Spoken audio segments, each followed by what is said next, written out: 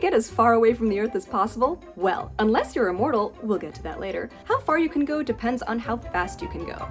So, just how fast can you go without dying? Let's start by clarifying that 99% of the time, it's not the speed that kills you, it's the acceleration. Specifically, gravitational acceleration, which you may remember from physics class is indicated by the letter G. Now, humans can survive quite a lot of acceleration for a short amount of time. Modern roller coasters generally max out at 6 Gs for a second or two, and we put children on those. One roller coaster from 1895, the Flip Flap Railway, produced a G-force of 12 Gs, which actually injured quite a few people, but still wasn't really enough to kill them. Fighter pilots can experience about 9 Gs on fast-moving aircrafts and generally don't die from it. In fact, in 1954, an Army scientist working on the effects of acceleration and deceleration was able to reach a speed of 632 miles per hour with a force of 46.2 Gs, the highest ever voluntarily experienced for more than 1 second, and he didn't die. So here's a question: why do we limit astronauts to just 3G when we launch them into space? Don't we want them to go farther, faster? Well, it's because all the G-forces we've been talking about are only applied for a few seconds.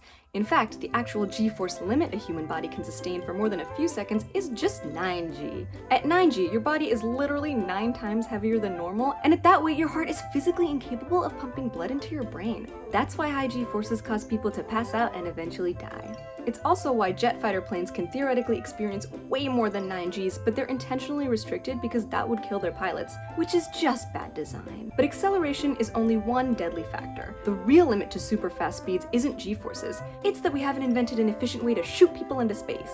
Rocket fuel is ridiculously inefficient and extremely heavy, which is why rockets are so insanely huge compared to the actual spacecrafts they're attached to, and why they're only used for a few minutes to get out of Earth's orbit, at which point they detach, empty and useless. But if we could build something like antimatter rockets, which are only theoretical and aren't even close to existing yet, but in theory are extremely efficient and would allow for sustained acceleration for a long period of time, we could theoretically overcome that hurdle. So let's talk about what happens if we could sustain a survivable G-force and reach ultra-fast space travel. If you can accelerate a ship at just 1 G for 6 months, you'll reach about 335 million miles an hour, or half the speed of light, and you would start running into the hydrogen radiation problem. A 2012 paper by a father-son team at Johns Hopkins University explains how cosmic hydrogen atoms are tiny, but in the vacuum of space, they're everywhere. And if you hit them at a high enough speed, they break apart into subatomic particles, which would pass right through your spaceship and simultaneously melt whatever your spaceship is made of, while also irradiating you in the process,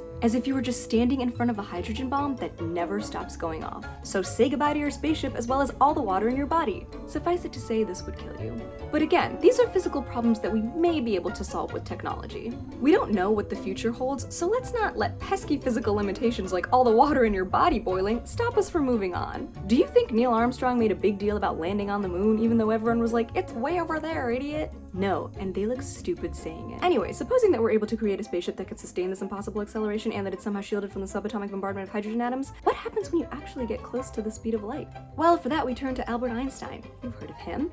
Einstein theorized that the faster you move, the more energy you need to speed up, and this balance of speed versus energy tops out to infinity right at the speed of light. That is to say, if you want to go the speed of light, you need infinite energy, and technology can't help us there. Neither can caffeine, I've tried. But you wouldn't die. In fact, at that speed you would run into another very interesting physical problem, which is time dilation. Einstein theorized that time is relative, and it moves more slowly if you're going faster, relative to anyone moving at a slower pace.